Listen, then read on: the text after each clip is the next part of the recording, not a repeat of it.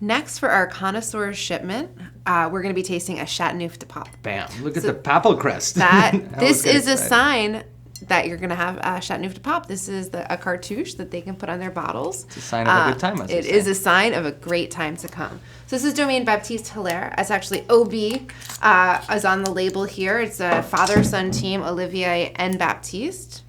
So this is a kind of a newer producer, but the winemaker that's been around for years and years and years in the region and really knows where to find the best grapes.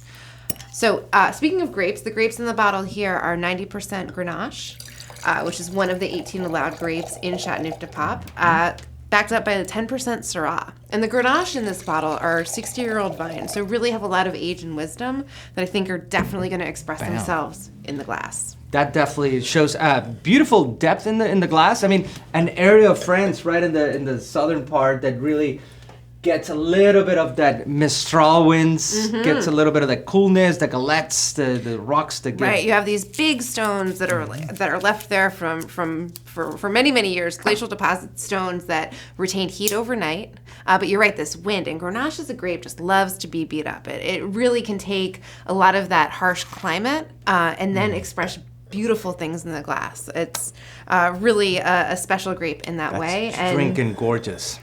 Yeah, one of the juiciness in the mid palate and savory all around, kind of dressed with a little bit of violet and potpourri like dried roses, dried violets. Absolutely.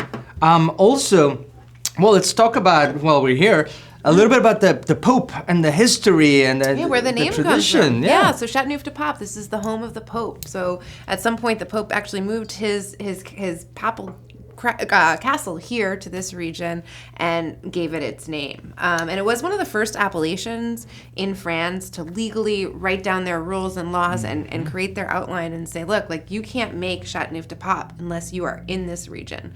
So really the precursor to the modern appellation system in France, which really put them on the map and has kept them on the map. I mean, the style of wine really speaks to the place and is found now around the world and really has a great following. I think the richness of it, there's a little bit of rusticity to it. There's a little herbalness. Yes. There's a little bit of fruit roll-up that you get with this. So a great mix of fruit and savory and earth all in one.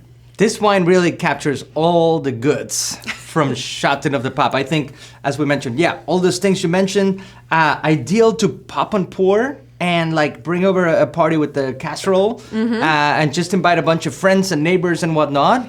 Or let it rest. If you like to kind of recede a little bit on the sweetness and the sugar, kind of let it rest and get a little wisdom as it ages, right? This by no means needs to be drank today. Although we can. It is not going to last, that's for sure. And we will. It's certainly a wine that can age in your cellar, and you're going to get more of those earthy tertiary notes as it ages. But it really has a great brightness, a great fruitiness to it now. I'm thinking porchetta. Ooh. I really think like something that has richness to it. That's what I call a mic drop right there. Porchetta, a little arugula on top, olive oil. Some of those herbs, something rich. I think this would cut right through it. I'll be back. I'm going to go get the porchetta. Well, cheers.